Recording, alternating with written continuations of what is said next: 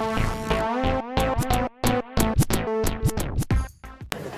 guess I'll start. So this, DC and DC, I mean, it's something we've never really seen before because it's all about representation and not just comic books, but on television and just in pop culture in general. So what does it mean for you guys to be here, be a part of this weekend?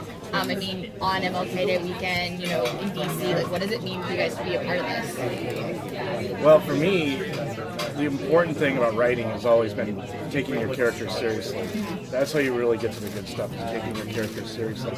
So that DC is willing to take a gay pink lion seriously enough to bring it into an event like this, it really allows me to do my job in taking the characters seriously. It shows that they back me up. It sounds like something that might be silly or frivolous, but I take it very seriously, and I think that I have something important to say in writing this comic book, Snagglepuss. The fact that DC would actually bring me to an event like this just proves that they do too. I mean, I agree with what Mark said is dead on. It's the work we're doing inside. Honestly, working for representation can be a fight.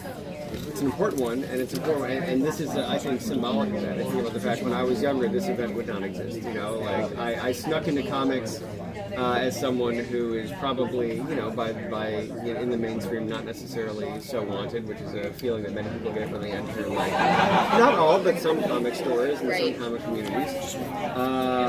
And something like this would have been, the messaging would have been totally different if it was 20 years ago. But the fact that you have it, the fact that we're here, and it's a cross-media event where it's not just like we've made progress in comics, we've made progress in a lot of fields. And in the topic of it being MLK, all I'll say is that obviously there's a lot of more work to be done. And it's really poignant for me just because, on one hand, you feel like you've accomplished some things, but I had my own sort of related experience in that, there is so much more work to do. I was in New York for a meeting earlier this year, and I was at the Amtrak station, and completely alone, no security, John Lewis was there. And I met him, and I've wanted to do comics my entire life, and I feel like I've accomplished something sometimes, but I meet this guy, and I just immediately feel as though I've done nothing. I talked to him, and I couldn't even really get out about what I do or anything, and I sat on the train after, almost moved to tears, just thinking about how much more there is possible to be done, and how little, even though it seems as though the things that we've done have an impact on some people, there's such a vast wealth of work that's still out there, and I just hope that we get a chance to do it. Things like this are a huge step in the right direction. Is there a dream project that you're thinking of right now that would be the next thing you're aiming for? Or the next point you'd like to make, perhaps? Do you have a dream project? Oh, I have a lot of dream projects. I have some nightmare projects too. I'll probably do some of those. But for me, I've always wanted to do a project about the end of the world. Just because I think that's, even though it's kind of cliche now, there's a lot of post-apocalyptic. I didn't really so much want to do a post-apocalyptic, I want to do an apocalyptic thing. The world is ending, and this is how we confront it. This is when you really find out what's important to you, and a chance for the human race to really reassess its priorities and what it should have done differently with its brief party of a time on the planet. And really, I think when I write, I try to take something that I think would be a good thought experiment. Like when I was writing the Flintstones, I thought, well, this is a good thought experiment about how civilization started and about the things that civilization got wrong and the mistakes they made that we're still dealing with today.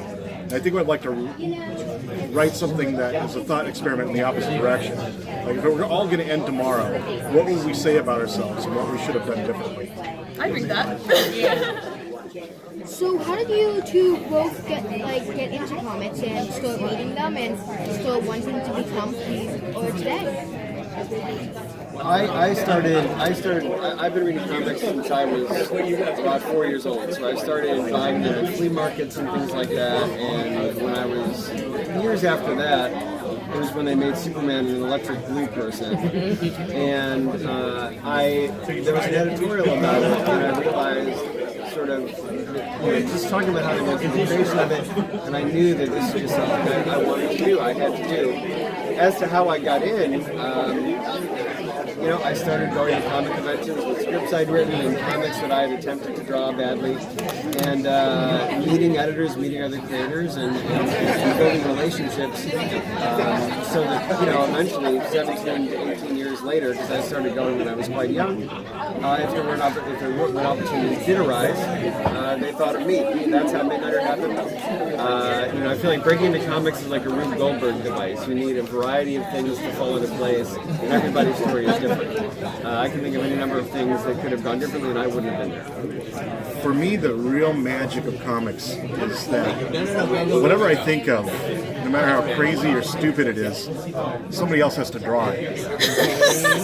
and to me, that's an amazing power, because it's like you make your own movie, but you don't have a $100 million budget, because with the $100 million comes producers looking over your shoulder and thinking about how this relates to things that were done before, how to make the storytelling safer, how to make it more sort of digestible to the mass public. Whereas in comics, because you don't have that huge budget, they're not dumping a ton of resources in it, you can make a movie, but you can say anything you want, because they are not investing nearly as many resources in it. So to me, that's just like magical. That's why I think really the daring, edgy stories are not coming out of movies anymore. They're really coming out of comics. And to be able to work in a medium like that, where you can take any idea you have and bring it to life that quickly and that immediately, it's like I don't understand why everybody's writing a comic. Steve, I just want to tell you I loved Midnighter. Fantastic. And Mark, Flintstones, brilliant. I can't wait to read Snagglepuss. Just outstanding work. Do you have a favorite moment from both projects individually?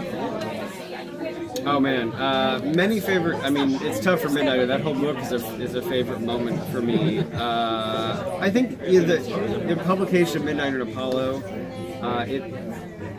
we almost didn't do it. Like we knew what was going to happen in it with Apollo getting shot and it being about Midnighter rescuing him from hell, and it happened like right after the Pulse shooting, where like the editor, who himself as a gay man, was sort of like, maybe we don't do this, but then as we thought about it more, it was like, no, wait a minute, we absolutely have to do this, because it has these characters going and looking evil in the eye and just saying and giving it the finger and saying, well, no, like, this time you don't win, this time we're not going to stop. So to me, in that book, getting that moment where Midnighter beats the devil, beats evil itself basically, and he has, he steps on his face and says, you answer to me. It's a moment that we needed. It's a moment that I needed. And I became very sort of emotional. I would give interviews to these very patient reporters where I'm basically just swearing on and on about why it's important that this happens. And to give that to people, and if it even gives them a moment of catharsis or something like that, I needed it. Awesome. And that's what I'm most proud of. I think from Sorry to interrupt. Answer, and then we're going to go move on. Okay. I think my favorite moment in the Flintstones was the marriage issue, just because it was such a pure parable. For me, I got to write like basically an Aesop's fable, the way I saw it, and it also allowed me to create this primordial gay couple named Adam and Steve, which I thought was funny. Great. Thank you Well, guys so much.